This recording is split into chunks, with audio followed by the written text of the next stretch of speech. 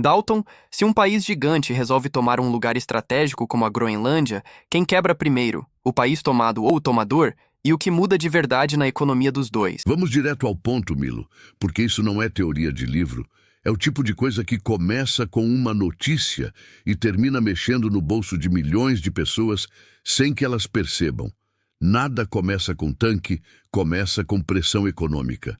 De um lado, uma potência tentando usar tarifas, ameaças e o peso do seu mercado para forçar um acordo envolvendo um território estratégico como a Groenlândia. Do outro, um grande bloco econômico respondendo com a própria arma, contra sanções, barreiras comerciais, leis específicas para reagir à chantagem econômica. Antes de qualquer soldado pisar no gelo, já existe uma guerra silenciosa sendo travada com impostos, regulações e risco de bloqueio de investimentos. É assim que a geopolítica moderna funciona. Primeiro se mexe no bolso, depois em qualquer outra coisa. Para entender o impacto disso, a primeira pergunta é: por que a Groenlândia vale tanto? Ela parece um enorme bloco de gelo perdido no mapa, mas economicamente é um cofre semi-fechado.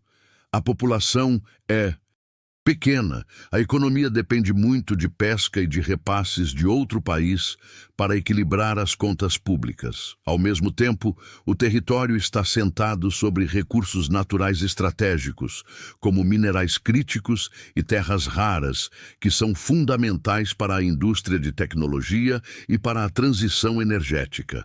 Além disso, há a possibilidade de reservas de petróleo e gás e, principalmente, uma posição-chave nas novas rotas marítimas do Ártico. Essas rotas encurtam caminhos entre grandes mercados, mudam custos de transporte, alteram cadeias logísticas e aumentam o valor militar e comercial de quem controla a terra. Para uma grande potência, a Groenlândia junta três elementos que valem muito mais do que parecem no mapa. Primeiro, rotas de transporte mais curtas e estratégicas. Segundo, posição militar privilegiada para vigilância e defesa em uma área sensível do planeta. Terceiro, acesso potencial a recursos naturais que podem reduzir a dependência de outros países em setores como tecnologia, verde e indústria de alta complexidade. Então o interesse não é comprar um pedaço de gelo, é comprar poder de influência sobre logística, defesa e matérias-primas. Outros atores, como a Europa, também sabem disso. E é por isso que a resposta não é só diplomática. É econômica, jurídica e estruturada em mecanismos de defesa comercial. Agora vamos ao seu ponto central, Milo. O que acontece com a economia de quem é tomado e de quem toma?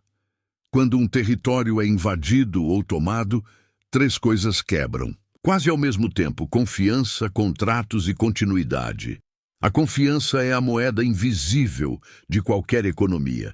Governos, empresas e famílias planejam o futuro acreditando em alguma estabilidade de regras e de fronteiras. Quando alguém cruza essa linha, essa confiança evapora. Investidores deixam de saber se os acordos firmados com o governo antigo vão valer com o novo. Empresas não sabem se vão conseguir importar insumos ou exportar produtos. Bancos duvidam se os clientes terão condições de pagar. O reflexo disso é rápido. Fuga de capital para lugares considerados mais seguros, desvalorização da moeda, juros mais altos para compensar o risco e uma paralisação em projetos de longo prazo. A economia entra num estado de defesa, não de crescimento. A população corre para aquilo que imagina proteger o poder de compra, como moedas fortes, bens físicos e alimentos. Isso costuma gerar inflação mesmo em cenário de queda de atividade, porque há uma corrida por segurança ao mesmo tempo em que a produção é prejudicada. Em seguida vêm os contratos e as cadeias produtivas. Uma guerra ou tomada de território mexe com portos, estradas, linhas de transmissão de energia, fábricas e até com fazendas inteiras. Cadeias de exportação e importação podem ser interrompidas. Um porto importante pode virar zona de conflito e deixar de operar. Uma fábrica pode ser destruída, saqueada ou simplesmente isolada do resto do país. O governo perde receita em moeda forte justamente quando mais precisa para pagar importações básicas e honrar compromissos externos. Se o conflito se prolonga, a destruição de infraestrutura vira uma espécie de apagão de décadas de investimento. Um país pode ver seu PIB despencar em pouco tempo, como se estivesse concentrando em 1 ou 2 anos uma queda que, em tempos normais, levaria muito mais tempo para acontecer. Tem também a questão da soberania econômica. Um território ocupado raramente decide seu próprio futuro econômico. Quem manda passa a definir o que será prioridade para onde vão os recursos, quais setores recebem investimento, quais impostos serão pagos, e até quem pode ou não fazer negócios. A economia local vira um apêndice dos objetivos estratégicos do tomador e não das necessidades da população que vive lá. Isso pode significar exploração intensiva de recursos sem retorno proporcional para os habitantes, foco em estrutura militar, em vez de serviços públicos e uma dependência ainda maior de repasses e subsídios. Agora, vamos virar a câmera para o tomador, porque existe um mito muito forte na cabeça de muita gente. A ideia de que tomar um território rico em recursos naturais é um atalho para enriquecer, como se fosse um negócio de oportunidade. Você gasta um pouco com guerra, assume o controle de minas, rotas e portos, e depois passa décadas colhendo o lucro. Essa lógica até funcionava em séculos passados, quando não existia um sistema financeiro globalizado, nem opinião pública internacional estruturada e nem cadeias de produção tão interligadas. Hoje o jogo é outro. Primeiro, o custo direto. Guerra é caríssima. Cada dia de operação militar intensa queima bilhões em munição, logística, manutenção de equipamentos, salários de tropas, reposição de veículos e suporte médico. Isso vai para a conta do orçamento público, aumenta o déficit e muitas vezes obriga o país a emitir mais dívida ou a cortar gastos importantes em outras áreas como saúde, educação e infraestrutura civil. Segundo, o custo das sanções. Numa economia internacional conectada, um movimento considerado agressivo pode gerar reação coordenada de vários países ao mesmo tempo.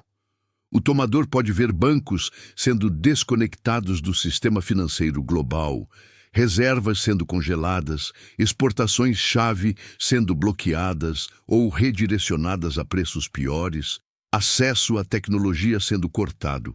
Isso encarece a produção, pressiona a inflação e obriga o país a buscar acordos alternativos, quase sempre menos vantajosos. Terceiro, o custo reputacional. Quando um país cruza a linha de tentar tomar um território pela força, o mundo passa a encarar esse lugar como risco jurídico.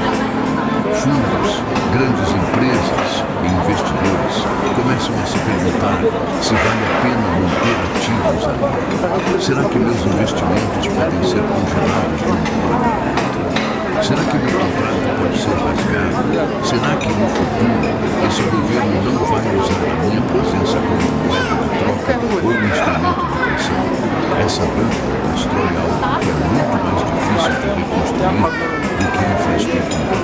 Confiança. Mesmo que a potência seja grande e consiga sobreviver economicamente, ela tende a pagar juros mais altos, a depender mais de aliados específicos e a perder acesso aos melhores fluxos de capital. No caso da Groenlândia, mesmo antes de qualquer cenário extremo, a disputa já está sendo travada com ameaças de tarifas, mecanismos de defesa comercial e discussões sobre restringir investimentos ou contratos públicos. A potência que tenta pressionar usa o tamanho do seu mercado, consumidor e sua força militar como alavanca.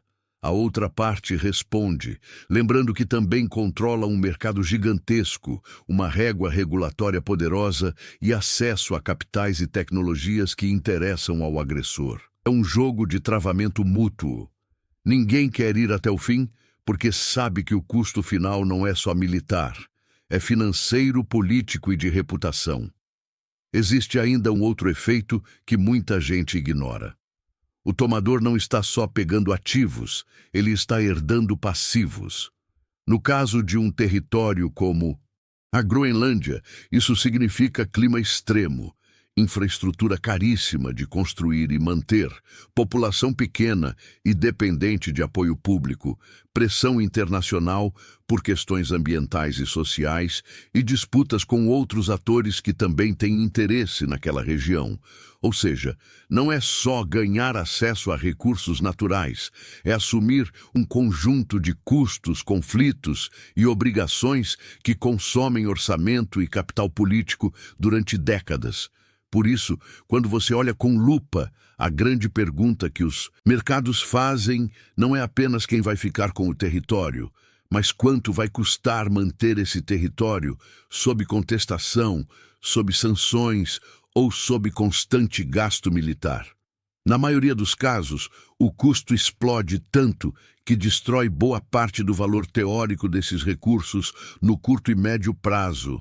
E isso acaba se refletindo em moeda mais fraca, inflação mais alta, crescimento menor e maior instabilidade política dentro do próprio país todo.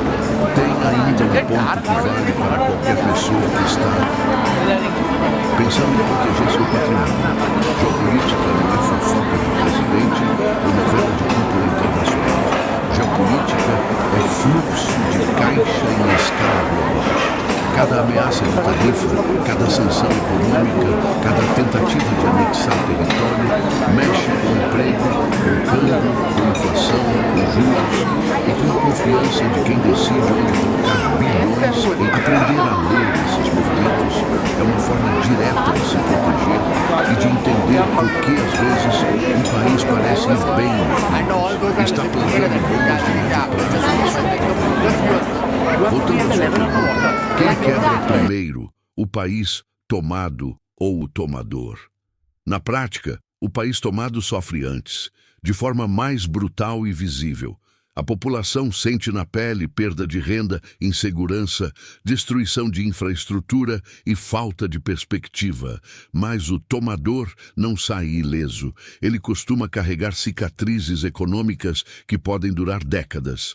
Confiança destruída, custo de capital mais alto, dependência de gastar cada vez mais em aparato militar para manter o que conquistou e dificuldade crescente de convencer o mundo de que ainda é um lugar confiável para fazer negócios. Tomar um território pode até parecer demonstração de poder, mas quando você olha pela lente da economia, muitas vezes é apenas uma forma cara de perder amigos, dinheiro e futuro. Então, no fim, essa briga por um pedaço de gelo na Groenlândia é uma guerra por dinheiro, poder e confiança. Se você quer continuar entendendo como essas disputas escondidas podem mexer direto com o seu bolso, se inscreve agora no Velho do Cofre, deixa o like e manda esse vídeo para aquele amigo que acha que geopolítica não tem nada a ver com investimento.